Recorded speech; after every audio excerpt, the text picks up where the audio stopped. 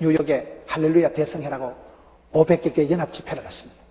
낮에 목회자 세미나를 하는데 목사님들이 꽉 앉으셔서 그중에 원로 목사님 한 분이 김 목사, 대한민국 기독교가 요즘 개독교 소리를 듣고 한국 기독교가 많이 시끄럽다는데 김 목사는 어떻게 생각해? 이렇게 물으시더라고요. 그래서 제가 아무 생각 없습니다. 저는 아무 생각 없어요. 왜요? 성경을 자세히 보면 나라가 어지럽고 사회가 도탄에 빠지고 이런 백성들이 힘들고 어렵고 경제가 어렵고 문제가 많을 때 하나님이 거국내각을 구성한다거나 특공대를 조직한 역사가 없어요. 하나님은 누구를 찾습니까? 한 사람을 찾아. 한 사람만 찾으면 이세 아들 다윗을 만나니까 내 마음에 딱 든다. 궁합이 코드가 딱이다. 너를 통해서 축복을 몽땅 이루리라. 이세 아들 다윗 한 사람을 만나니까 민족의 영웅이 되고 성군 다윗이 되고 이스라엘의 천하를 통일하고 취합합니다. 한 사람 다윗, 한 사람 엘리야를 만나면 바알과 아세라 거짓 선지자 850명 덤비라 잡것더라. 원샷에 일당 850하고 잡고. 그게 하나님 구원 역사더라고요. 여러분, 저와 여러분이 지금요 성도들이 얼마나 많습니까? 늘사랑교회 성도들이 많지만은 이게 숫자가 중요한 게 아니에요. 깨어있는 사람, 신령한 사람, 신령과 진정으로 주님을 만나는 사람 한 명만 있으면 역사가 뒤집어집니다. 예레미야 5장 1절에 보면 우리 하나님께서 예레미야 5장 이제 너희가 이 성을 빨리 하면 왕래하면서 이 성을 빨리 왔다리 갔다리 하면서 찾아봐라. 정의를 행하고 공의를 행하고 진리를 구하는 사람 한 명만 있으면 내가 예루살렘 성을 몽땅 용서하리라. 여러분, 예루살렘 성이 왜 망했어요? 정의를 구하고 공의를 행하고 진리를 찾는 사람 한 사람이 없어서 망한 게 예루살렘 성입니다. 소돔과 고모라가 왜 망했어요? 죄인이 많아서 망한 게 아니에요. 의인 10사람이 없어서 망한 게 소돔과 고모라예요. 지금 여기 얼마나 우리가 성도가 많습니까? 저와 여러분이 한 사람만 뜻을 정하고 한 사람만 깃발을 들면 한 사람만 주를 바라보면 하나님은 그 사람을 축복의 통로로 들어서 얼마든지 역사와 민족을 새마을 운동을 하시는 분이 우리 하나님이십니다.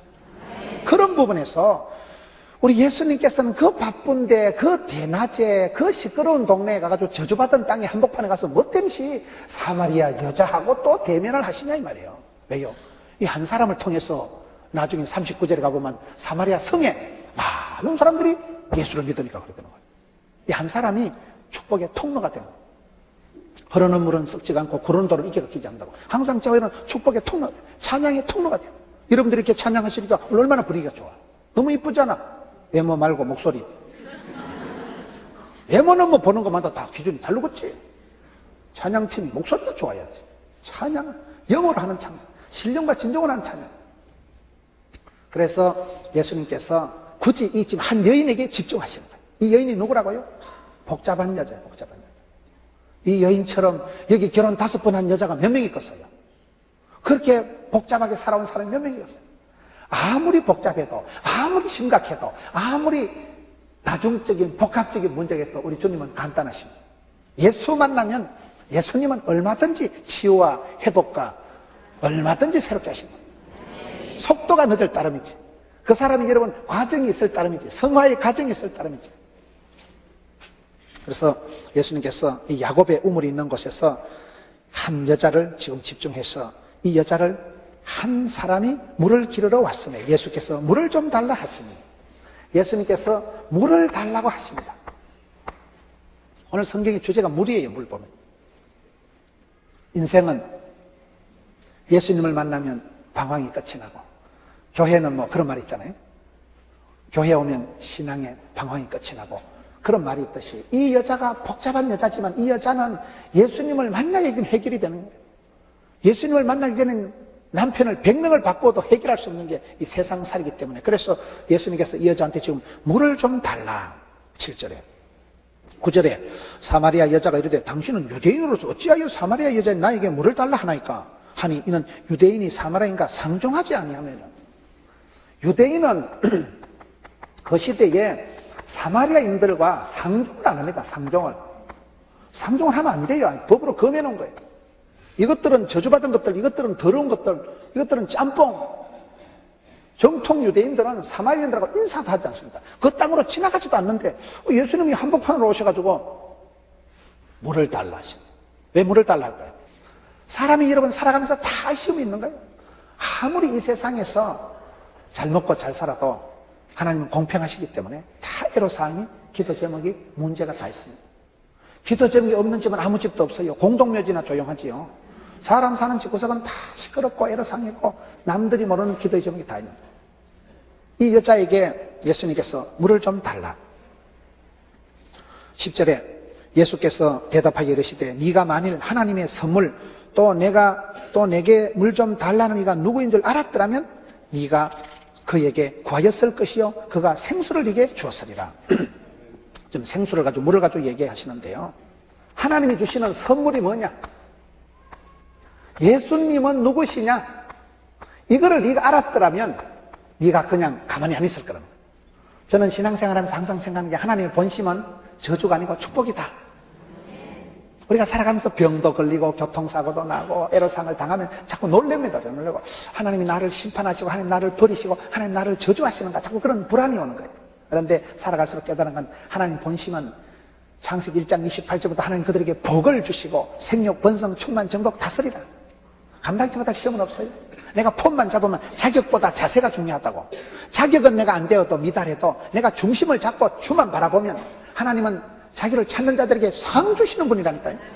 그러니 떨지도 말고 기권하지도 말고 자살하지도 말고 포기하지도 말고 자꾸 주님 앞에 나가야 되는 거예요. 그래도 기도해야 되는 거예요. 주를 바라봐야 되는 거예요. 눈을 들어 주를 바라보는 수밖에 없는 거예요. 하나님의 본심은 저주가 아닙니다. 요한복음 10장 10절에 도적놈은 마귀 새끼는 와서 빼앗고 죽이고 멸망시키는 것뿐이요 우리 예수님은 생명을 주시고 풍성케 하시는 분이에요. 생명의 길이 있는데요, 부자 되는 길이, 풍성한 길이 있는데요, 왜 우리가 뺏기고 병들고 가난하고 짜부라졌고 그럴까요? 도적놈이 와서 마귀가 와서 하나님 우리 사이를 분리하고 떼놓고 그러기 때문에 예수로 명하노니 악하고 더러운 사단아 좀 말할 때 이럴 줄 몰라가라. 마음으로 믿어 이러고 입으로 시인해서 구원받기 때문에 마음으로 믿어 입으로 시인을 하고 선포를 하세요. 선포를. 이 사람들이요, 보수 정통적인 사람들은요, 고백을, 시인을, 선포를 안 한다니까. 눈만 껌벅껌하고 앉아가지고. 그러면 안 돼. 말이 씨가 된다고, 혀에 권세가 있다고, 입술에 열매가 있다고, 자꾸 시인을 하고 선포를 해야 돼요. 주님 사랑합니다. 자꾸 선포를 하세요. 사단아 물러가라. 선포를 하세요. 선포를. 마귀야 놀자 이렇게 하면 안 됩니다. 선한데 지혜롭고 악한데 미련하고 하나님을 가까이 하고 마귀를 대적하고 이 관계 설정을 잘해야 되는 거예요. 자기 스스로 자꾸 이렇게 아이덴티파이를 해나가야 돼요. 나는 누구냐? 하나님의 사랑받는 아들이다. 사랑하는 내 딸아. 그런 찬송을 하면서 불러야, 아, 나는 사랑받는 딸, 귀염둥이, 예쁜둥이, 우리 자기, 행남자기 이렇게 합니다. 하나님은 나한테 선물을 주시는 분이지 저주를 주시려고 하는 게 하나님 본심이 진심이 아닙니다. 어떤 애비가 아들이 생선을 달라는데 뱀을 주냐? 어떤 애미가 딸이 빵을 달라는데 돌멩이를 주냐? 하늘에 계신 우리 아버지 하나님 구하는 자에게 좋은 것을 주시지 않겠느냐? 그래서 여기에 보면 이 여자야, 네가 내가 누구인지를 알았더라면, 하나님의 선물이 뭔가 네가 알았더라면 내게 구하였을 것이요 그가 생수를 네게 주었으리라. 그게 누가복음 11장 13절에 보면 구하는 자에게 하나님께서 좋은 것을 주시지 않겠느냐? 그러고 나한테 갑자기 성령을 주시지 않겠느냐? 이런 말씀이 나옵니다. 이 말씀이요, 누가복음 11장 13절이 굉장히 중요한 말씀이에요. 우리는요, 아파도 기도해야 되고 건강해도 기도해야 되고 가난할 때나 부할 때나 항상 우리는요, 쉬지 말고 기도해야 돼요. 범사에 기도해야 돼요. 항상 기도해야 돼요. 왜? 오는 놈을 떡 주니까. 구하는 자, 두드린 자에게 열어주시는 거, 사모하고 갈급한 자를 만족해 하시는 분이 하나님이시니까 구하는 자에게 구해야 돼요. 부르짖어야 돼요. 주님을 찾아야 돼요. 만나야 돼요. 그런데 하나님이 갑자기 좋은 것을 주신다. 좋은 것. 좋은 게 뭘까요? 좋은 기라. 좋은 걸, 하여튼 좋은 걸, 좋으신 하나님, 우리의 기도를 응답해 주시는 참 좋으신 나의 하나님. 그런 노래가 있잖아요. 하나님은 구하는 자에게 좋은 것을 주신다는, 여기까지 이해가 되는데 갑자기 누가복음 11장 13절에 보면 끝에 가서 성령을 주시지 않겠느냐? 이 말씀이 수준 높은 말씀이에요. 성령님이 뭘까요? 좋은 거예요. 이게 쌤쌤이에요.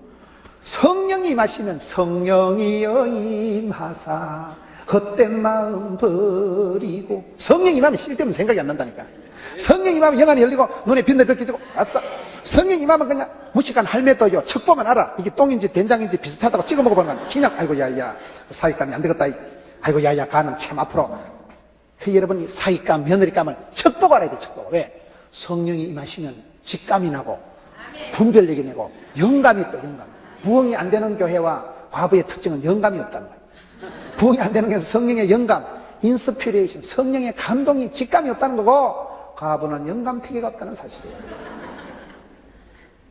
영감, 영으로 신령한 신령과 진정으로가 그릇이 나오는 거예요.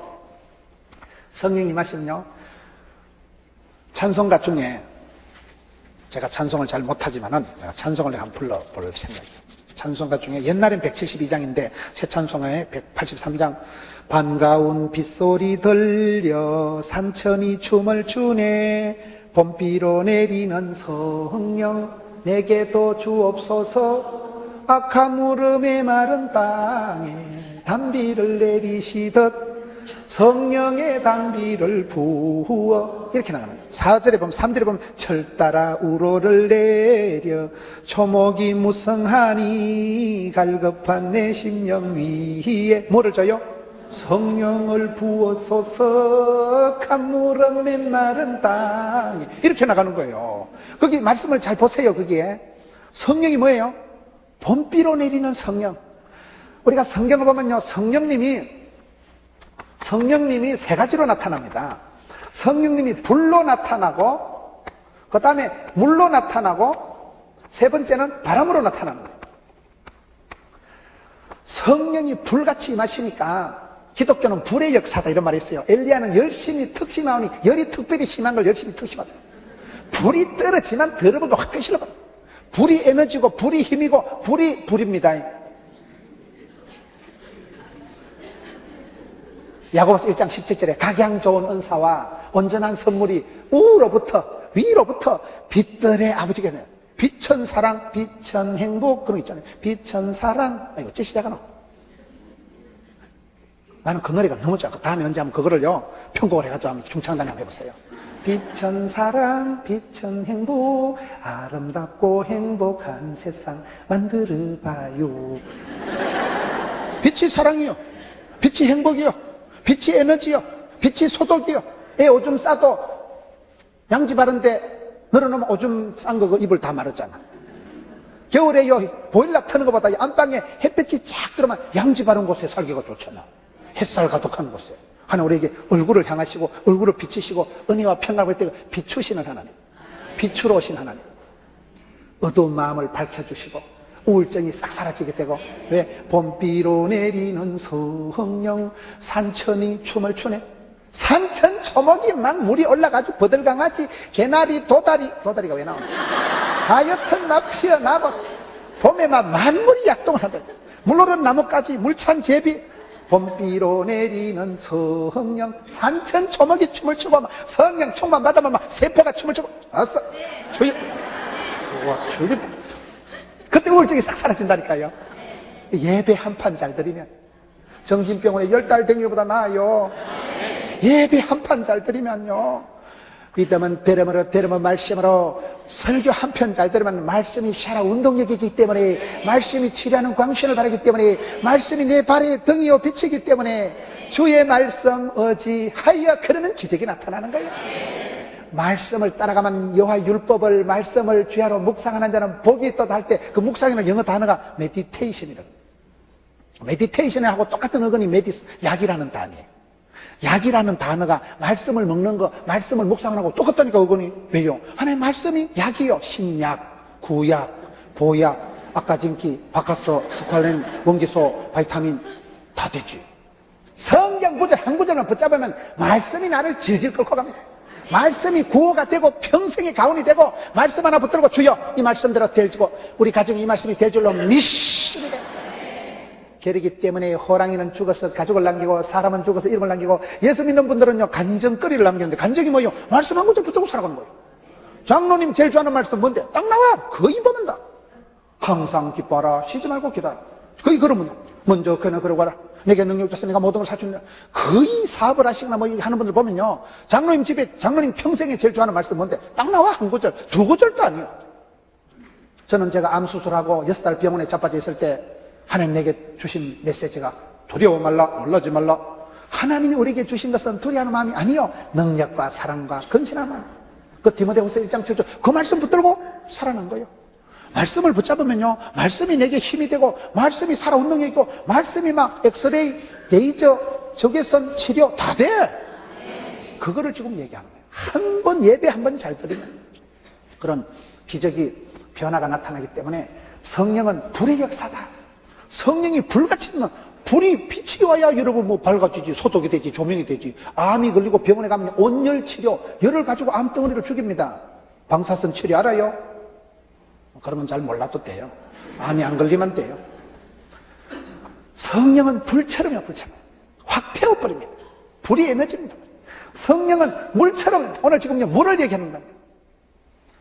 예수님께서 하나님이 니한테 줄 선물이 뭔가 알면 내가 누구죠? 예수님은 누구신고? 그런 찬송이 있어요. 백문백답이라고. 내 모든 문제에 Jesus is the answer.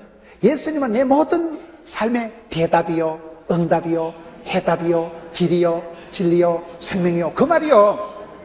예수님을 제대로 알고 만나면 팔자로 쳐. 길을 찾았으니까 내비게이션부터 틀림없지. 진리를 만났으니까 변함이 없지. 틀림이 없지. 생명을 찾았으니까 사나 죽거나. 생명을 만났으니까 생명. 생명보다 중요한 단어가 어디 있겠어요? 사람이 마지막 죽을 때는 생명보다 중요한 단어. 돈이 있어도 생명을 1년을 연장을 못 하잖아요. 성령은 불처럼 임하시고 물처럼 임하신다. 이게 생수하죠. 계속 지금 예수님이 사마리아 여인과 사이에 물을 가지고 얘기해요. 물을 가지고. 네가 이 세상에서 먹는 물은 또 목마르다. 진짜 오리지널 생수를 마셔야 된다. 바람은 뭐예요? 바람처럼 임한다니까.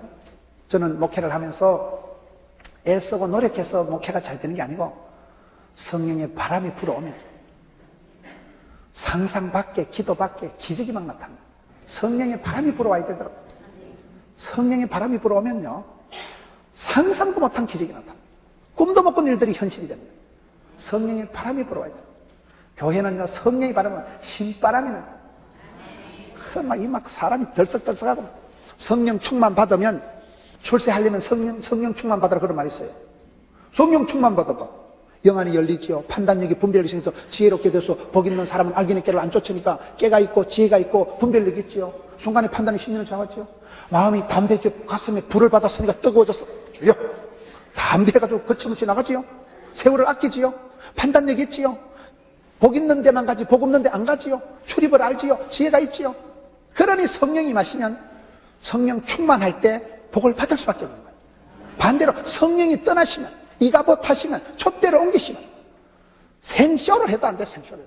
그래서 다윗이 범죄하고 난 뒤에 시편 50편에 하나님 성신을 내게서 거두지 마세요. 성신을 거두시고 하나님 이가봇 하시고 얼굴을 외면 박대하시면 끝장이니까. 그래서 여러분 여기에 성령님은 세 가지로 임하셨는데 오늘 말씀에는 지금 구하는 자에게 좋은 것을 성령을 주시지 않겠느냐. 그게 뭐예요? 이 여자야, 내가 누군지를 알면 예수님은 바로 예수님 자체가 이분이시거든요. 예수님 자체가 하나님이시고 예수님 자체가 길이시고 예수님이 누구신가를 네가 알았다면 그런 소리 안 할 거다. 하나님이 주시는 본심, 선물이 뭔지 알았으면 네가 나한테 구했을 것이다. 그게 오늘 요한복음 4장 10절 말씀이에요.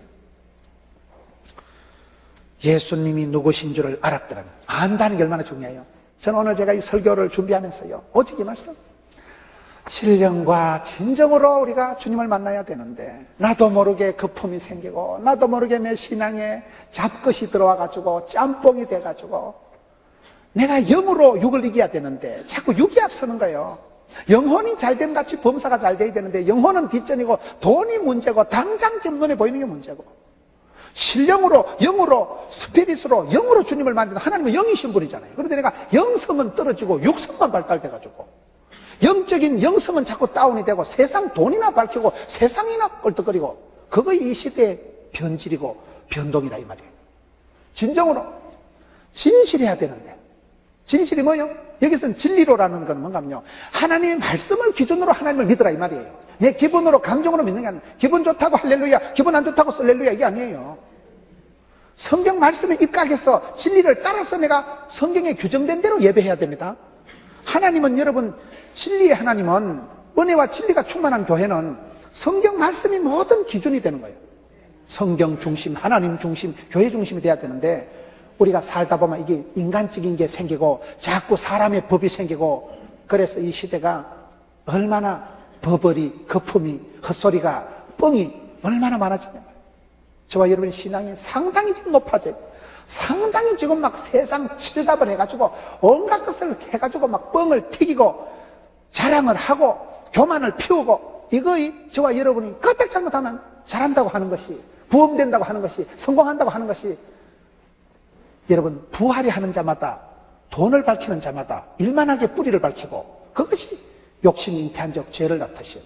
오늘 저와 여러분의 신앙이 심플해야 되는데, 영으로 진실로 진리로 따라가야 되는데, 이 부분이 얼마나 병들고 왜곡되고 뒤틀리고 세상 씨잘데없는 것으로 칠갑을 해가지고 지금 핵심이 사라지고, 핵심이 사라져.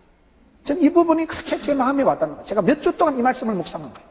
내가 얼마나 하나님 앞에 영으로 살아가는가, 영혼이 잘 되기를 바라고, 내가 영혼이 미소 짓는 사람이 되고, 영이 건강한 사람이 되고, 신통한 사람, 하나님하고 통하는 사람, 신통한 사람이 돼야 되지, 잡통이 돼가지고 얼마나 내가 진실한, 주여 진실하게 하소서, 오늘 하루하루 순간을 날마다 주님 앞에 진실. 왜요? 하나님은 속지 않으시잖아요. 내가 아무리 사기를 치고 아무리 거짓말해도 하나님 쏘으시겠어요?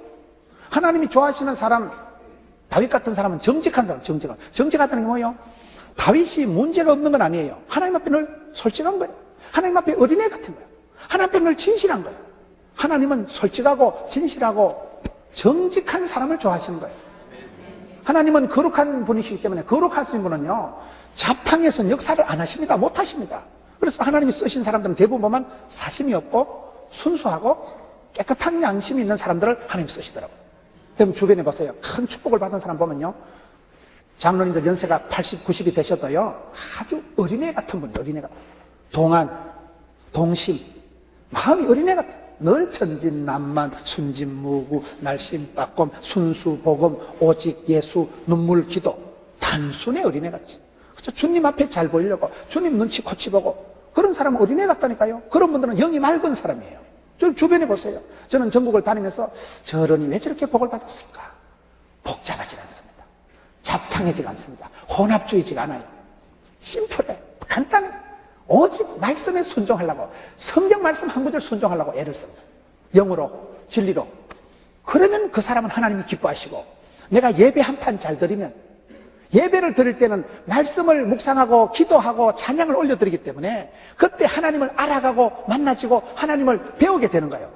진리를 알지니 진리가 너희를 자유케 하는 거예요. 그래서 예배 잘 드리고 나면 내가 주님을 기쁘시게, 주님을 영화롭게 하는 게 예배지만은, 그 만남을 통해서 주님도 우리를 사랑하는 자를 사랑해 주시고 찾는 자를 만나 주신다, 이 말이에요. 그래서 예배 잘 드리면, 예배를 성공하면 모든 것에 성공한다, 예배에 실패하면 모든 것에 실패한다. 그 말이. 여기에 지금 이 사마리아 여인에게 내가 누군지를 알았더라면 오히려 네가 나한테 구하였을 것이요 그가 생수를 네게 주었으리라. 이것도 똑같은 얘기라니까요. 구하는 자에게 좋은 것을 주신다 하다가 갑자기 생수를 주신다. 생수가 뭐예요? 성령 하나님을 말하는 거예요. 성령 하나님. 성령이 임하시면, 우리가 성령의 기름 부음 받으면 신바람이 나고 가슴이 뜨거워지고 담대해지고 겁을 상실하고, 그럴 때는 거침없이 사명을, 사역을, 사랑을 감당할 수 있기 때문에 여기에 보면 생수를 주었으리라. 그러니까 이 여자가 미련 곰티가 돼가지고 12절에 우리 조상 야곱이 우물을 우리에게 주었는데 당신이 야곱보다 큽니까? 12절에 그러거든요. 그러니까 13절에 예수께서 이 여자야, 이 물을 마시는 자마다 다시 목마르려니와 내가 주는 물을 마시는 자는 영원히 목마르지 않으니 내가 주는 물은 그 속에서 영생하도록 솟아나는 샘물이 되리라. 계속 지금 물 얘기를 하는 거예요. 우리가 이 세상에 살아갈 동안에 사람이 세 가지 생각을 하면 안 된다는 게 있어요. 첫째, 섭섭하다는 생각을 하지 마세요. 둘째, 허전하다는 생각을 하지 마세요. 셋째, 심심하다는 생각을 하지 마세요. 왜요? 이 세상은 반드시 섭섭합니다. 사랑하면 상처받고 믿는 도끼 발등 찍힙니다. 세상에서는요, 기대가 낭망이에요. 사랑하면 다 상처받게 돼 있어요. 세상은 여러분 우리가 믿을 수 있는 데가 아니에요. 세상은 여러분 매일 고난주간이에요. 세상은 다 섭섭하지요. 여러분, 시어머니가 안 섭섭하겠어요? 며느리가 안 섭섭하겠어요? 바라는 배필이 되면 항상 섭섭한 거예요. 돕는 배필이 되고 치워야지. 죽어 말아야지. 세상은요, 섭섭한 게 당연하다. 세상에서 섭섭하게 고난주간을 살아가는 건 당연인 줄 알고 복음과 함께 고난을 받고 살아가야지. 예수 믿고 등 따시고 배부르려고 꿈도 꾸지 마세요. 좁은 길을 가고 십자가를 지고 협착한 길로 가고, 그래야 시온의 대로가 확 펼쳐집니다. 두 번째, 허전하다는 생각을 하지 말아요. 허전하지. 배 터지게 먹어도 입이 고프다는 말이 있어요. 마셔도 목마른 게 세상의 물이라는 거예요. 저는 어릴 때요, 착각을 한 게, 나는 포항에 바닷가 사는 사람은 걱정거든. 목마르면 바닷물 퍼마시면 되고, 우리는 산골에 자랐으니까 바닷물은 그냥 항상 퍼마시면 되는 거예요. 그 물은 물인데 다르잖아요. 배가 난파가 됐을 때 바닷물을 마시면 죽는다더라고요. 혓바닥이 말려 들어가고 막 사람이 타서 죽는다더라고요. 아무리 물이 없어도 바닷물을 마시면 되겠어요? 안 되겠어요? 우리가 세상에 살아가면서 목이 마르니까, 이 여자가 남편을 5명을 체인징 파트너를 해도 이 마음이 해결이 안 되니까, 세상은 그런 거예요. 신랑을 100명을 바꿔도 안 되는 건 매일반입니다. 이 세상에 주는 물은 계속 목마르기 때문에 세상에서 완전하고 완벽한 것은 꿈도 꾸지 마라. 이 세상은 허전합니다. 배는 부른데 입이 고픕니다. 어릴 때부터 애정 결핍인 사람 평생을 끌떡거리는 거예요. 세상이 주는 것은 완벽한 게 없고, 우리가 천당 가야 예수님이 주는 그 생수가 밑에서 샘솟듯 솟아나는 영생을 주시는 셈이다. 지금 계속 물 얘기를 한다니까요. 이스라엘 백성들은요, 물이 생명, 물이 바닷가, 사막에 덜판에 사는, 사막 땅에 사는 그 사람들은 물이 얼마나 중요해요. 사람이 밥은 안 먹어도 버티는데 물이 없으면 죽습니다. 물이 중요해요, 물이 중요해요. 지금 예수님께서 계속 생수에 됐어요, 생수에 됐어요. 사마리아 여인이 우물가에 물 들어왔잖아요. 물을 달라 하셨잖아요. 내가 누군 줄 알았으면 네가 나한테 구했을 거다. 그러면 내가 생수를 주리라. 그리고 여기 와가지고는 영생에 이르도록 솟아나는 샘물이 되리라. 그래서 좋은 땅은 아랫물이 있다, 그런 말이 있어요. 아랫물이 뭐예요? 물이 없는, 지금 이 세계가 문제가 이상고온에서 사막화가 많아졌어. 사막이 넓어져서 중국, 몽골에서 바람이 불면 황사가 일어나서 한국까지 확 덮어진 황사가 이 문제예요, 황사가요. 점점 이상고온에서 얼음이 녹아내리고 사막이 되고, 땅이, 사람이 살 수 있는 풀도 말라 비틀어지고 짐승도 목이 말라 떠나고, 그런 사막화가 이 시대의 문제거든요. 지구 역사에, 환경에. 그런데 좋은 땅은 아랫물이 있어야 된다. 아랫물이 뭐예요? 아래 물이 있어야 햇빛이 쨍쨍하면 수증기에서 올라가서 이른비고 너저비서 때를 따라 쏟아부어지니까 그때 그게 물된 동산같이 됐고 샘물같이 된다, 그 말이에요. 무슨 말인가 하면, 엄마가 교회 와서 눈물을 흘리고 기도하면 눈물로 키운 자식은 안 망한다고, 부모님의 눈물의 기도는 땅에 떨어져 죽게 상달된다, 이 말이에요. 찬송이 하늘에 사무친다, 기도가 죽게 상달된다. 여자가 온열히 하늘 품으면 서리빨이 내리듯이 봄비로 내리는 성령, 이런 비로 늦은 비로 하나님 때를 따라 물을 주시는데 그 부분을 지금 얘기하는 거예요. 그래서 마중물이라고요. 여러분 펌프 딸콩딸콩해서 물을 풀 때 한 바가지 물을 부으면 그게 물이 밑에 우물에 저 밑에 지하에 내려가가지고 밑에 물을 마중을 해가지고 끌어올리는 그걸 마중물이라고 있어요. 말귀를 잘 못 알아들으십니다. 우리의 기도가, 우리가 주를 향해서 찾아가고 주님 앞에 찬송을 드리고 말씀을 사모하고, 믿음은 들음으로, 들음은 말씀으로, 예배 때 말씀을 듣고 내가 찬양을 올려드리면 그것이 마중물이 된다, 이 말이에요. 하나님의 은혜를 불러내리는 거예요. 그래서 밑에서부터 샘솟듯이 솟아나고, 좋은 땅은요 아랫물이 윗물이 있다는 거예요. 위에는 수증기가 있어서 비가 내리고, 이런 비로 늦은 비로 봄비로, 밑에는 여러분 안반수가 터지고 밑에서 샘이 터지는 땅이 좋은 땅이에요. 물이라는 게 여러분 안반수에도 터지는, 안반수 물이 더 좋은 물이잖아요. 꿀물보다도 똥물보다도. 그래서 여기에 좀 예수님께서 그걸 얘기합니다. 내가 주는 물은 그 속에서 영생하도록 솟아나는 샘물이 되리라. 시내와 분천과 샘물의 복을 주십니다. 시내는 뭐요? 복 있는 사람은 시내가에 심겨 나왔지. 사시사철 푸르고 청청하고 물이 다 있으니까 수맥이 있으니까 잘 자랐죠. 분천은 뭐요? 분수할 때 그 막 밑에서부터 분수가 솟아오르는, 터져오르는 그런 분수와 같은 그런 용천수, 안반수, 그런 오아시스를 말합니다. 하나님께서 우리에게 복을 주실 때 시내와 분천과 샘물의 복을 주신다. 그 물을 마셔야 우리가 회복이 되지, 세상에선 결코 허전하지, 완벽한 게 없어요. 해갈이 없어요. 심심하다는 생각을 하지 마세요. 왜요? 하나님이 사랑하는 사람은 대부분 제가 봤을 때 고독한 사람들, 주만 바라본 사람들, 주님도 그 사람을 사랑해요. 사랑은 생리적으로 독점적이니까 마음을 다해서 성품에서 주인을 하면 사랑하라 했지, 하나님 287로 할까요? 377로 할까요? 이런 게 안 돼요. 내가 마음을 다해서 주님을 사랑하면 주님도 100% 책임져 주십니다. 우리는 100% 책임져 주시는 건 좋은데 간섭하는 건 싫어하는 거예요. 이 15절에 그런 나한테 이제 물을 달라고 얘기를 하니까 16절에 예수님께서 갑자기 가서 네 남편을 불러오라 이러는 거예요. 예수님께서 이제 이 여자가 영안이 어두워져서 이 여자가 죄가 있어서 죄가 하나님과 우리 사이를 가로막거든요. 죄 때문에 우리가 하나님 복을 못 받거든요. 죄가 있으니까 그거를 이 여자가 자꾸 숨기니까 가서 네 남편을 불러오라. 여자가 대답하여 이르되 나는 남편이 없나이다. 예수께서 이르시되 네가 남편이 없다 하는 말이 옳도다. 너에게 남편 5이 있었고 지금 있는 자도 너의 남편이 아니니 네 말이 참되도다. 예수님께서 이 여자의 진선미를, 이 여자의 진면목을 다 드러내버립니다. 그러니까 이 여자가 이제 그때부터 회개하고 그때부터 자기가 숨길 수 없는 과거를 그거를 좀 얘기를 하는 거예요. 19절에 여자가 이르되 주여 내가 보니 선지자로소이다. 이 여자가 예수님을 만나면서 복잡한 현실이 정리가 되는 거예요. 예수님을 만나면서 이 여자가 숨겨진 죄악이 다 드러나고, 여러분 예수님 앞에서 이제 인정을 하고 고백을 하는 거예요. 주여 내가 보니 선지자로소이다. 예수님을 만나면 고백 방황이 끝이 나고, 예수님을 만날 때 이때 오리지널 예수님의 사랑을 만나야 돼요. 사람은 밥을 먹고 살아가는 게 아니고 사랑을 받고 살아가요. 사람은 방황하는 것이 이 예수님을 만나야, 진짜 신랑 대신 예수님을 만나야 혼란이 방황이 끝이 나지. 그전엔 5명 6명을 바꾸어도 안 되는데 왜요? 예수님은 세상 사람들하고 다르잖아요. 변함없는 사랑으로, 변찮는 주님의 사랑과 거룩한 보혈의 공로를 우리 다 찬양을 합시다. 예수님만이 변하면, 사람은 변덕이 죽을 듯 합니다.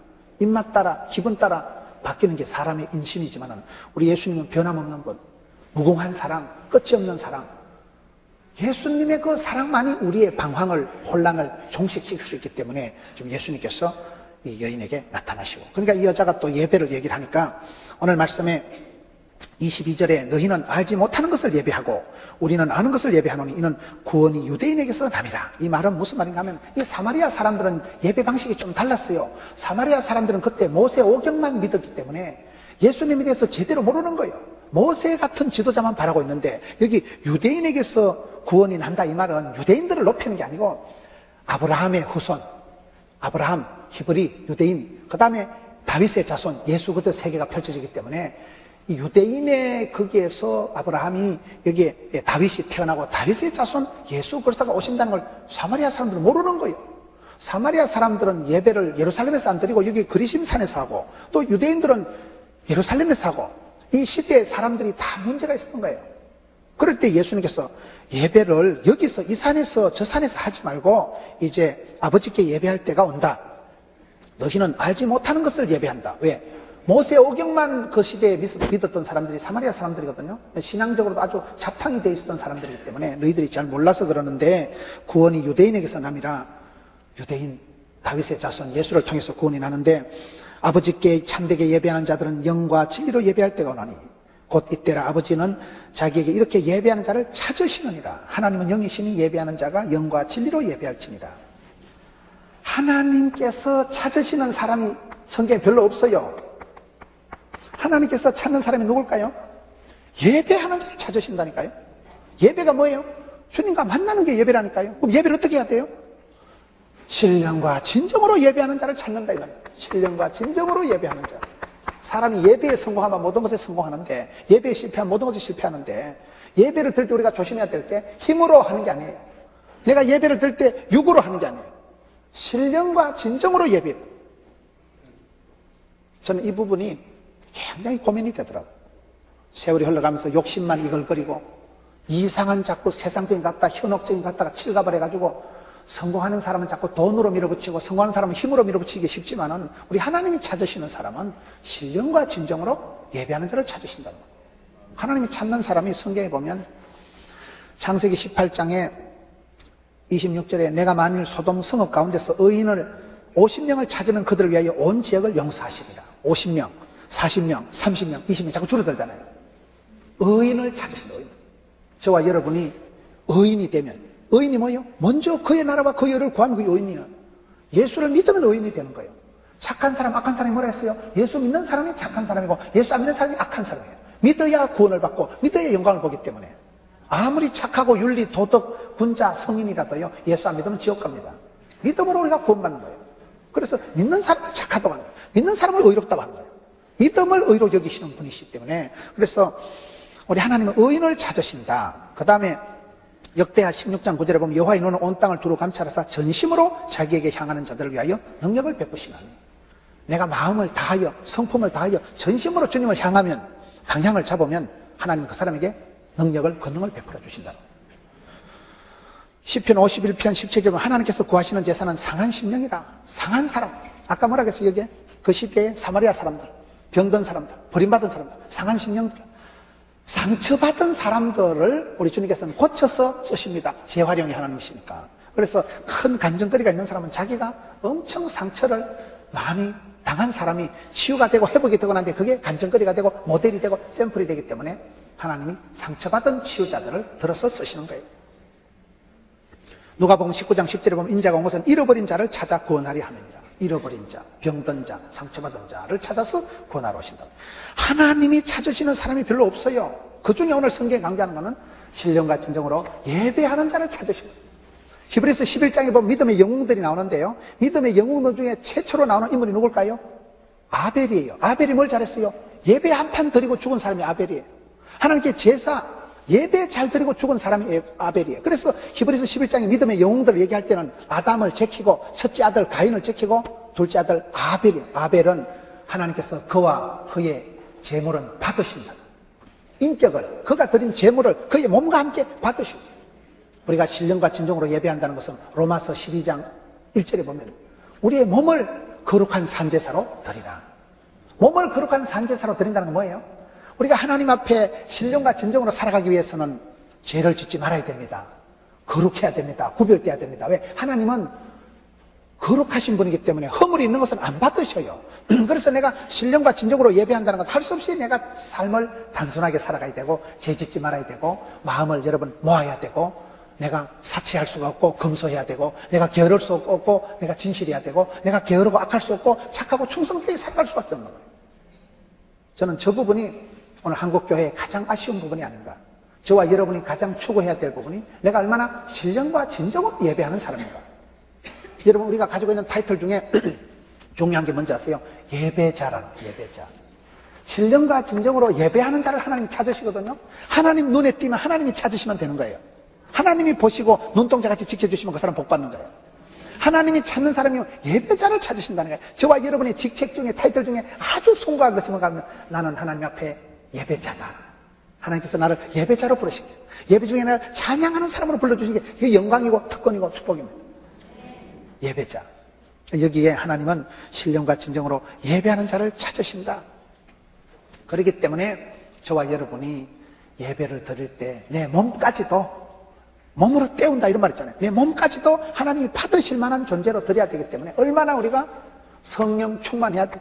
내가 영성을 신경을 써야 돼. 영성을 영으로 진리로 하나님께 예배해야 되기 때문에 그래서 내가 진정으로 진리로 참으로 진심으로 예배를 드리기 위해서는 일단 진리를 알아야 되는 거예요. 성경을 배우고 묵상하고 암송하고 성경 말씀에 엇각해서 성경적인 사람, 성경적인 행동, 성경적인 게 돼야 되기 때문에 영으로 진리로 하나님은 영이시니 스피릿 영으로 예배를 드려야 되기 때문에 우리가 성령 충만함을 받아야 되고 내가 영혼이 잘 되는 사람이 돼야 되고 신통한 사람이 돼야 되고 영성을 위해서 내 영혼이 건강하고 내 영혼이 잘 되기 위해서 엄청 신경을 써야 돼요.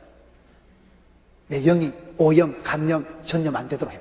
내 영을 맑게 깨끗하게 내가 다룰 줄 알아야 돼요. 신령한 젖을 사모해야 돼요. 멜라민 같은 거 빨아먹지 말고 신령한 젖을 사모하고 친구를 생겨도 부흥을 체험한 친구들, 은혜를 경험한 친구들, 신령한 친구들을 가까이 하세요. 친구 따라 강남을 가니까 신령한 친구들을 가까이 영으로 살아가세요. 영으로 살아가세요. 그러면서도 항상 주님 부족하지만은 주님 제가 어리석고 미약하지만은 진실한 마음을 줬어. 정직한 영을 새롭게 하소서 이렇게 되는 거예요.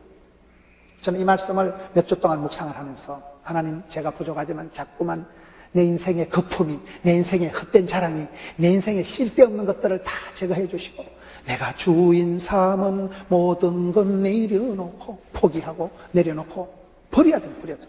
왜? 주님 앞에 진실로 서기 위해서는 쓸데없는 걸 가지고 내 인생을 칠갑을 해서 여러분 속에 내공이 없는 사람들이 더 보면 겉이 시끄러운 거예요. 보면. 빈 깡통이 시끄럽다 이러잖아요. 여자들도 보면요 골이 텅 빈 것들이 명품을 걸쳐가지고 다니는 거예요. 속이 없으니까 속에 든 게 없으니까 겉으로 패션을 가지고 칠갑을 해가지고 자기 자신을 위장을 하고 분장을 하고 환장을 한다 그런 말이 있어요. 그래서 우리가 살아갈 때 진리로 살아가는 사람, 진실로 살아가는 사람, 진지한 사람. 매사가 여러분 얼마나 우리의 삶의 거품이, 허세가, 헛된 자랑이, 교만이 칠갑을 해가지고 나도 모르는 사이에 너무 높아져. 나도 모르는 사이에 마음이 너무 교만해져. 나도 모르는 사이에 온갖 세상적인 것 쫓아고 자랑하는 거예요. 나는 잘났다. 나는 많이 배웠다. 우리 집 아파트가 몇 평이라. 사람이 자꾸 그런 소유를 가지고, 물질을 가지고 헛된 신화를 자랑하고 엉뚱한 것을 자랑할 때, 그때 우리 주님께서 너희가 하나님을 만나는 방법은 예배인데, 예배를 드릴 땐 반드시 신령과 진정으로 예배해야 된다. 여러분 삶에서 개인적으로 주님 앞에 단독적으로 설 때, 주님 앞에 독대, 주님 앞에 내가 하나님과 나만의 둘만의 시간을 가질 때 그거를 조용히 돌아봐야 돼요. 주님, 나도 모르게 높아진 마음을 내려놓습니다.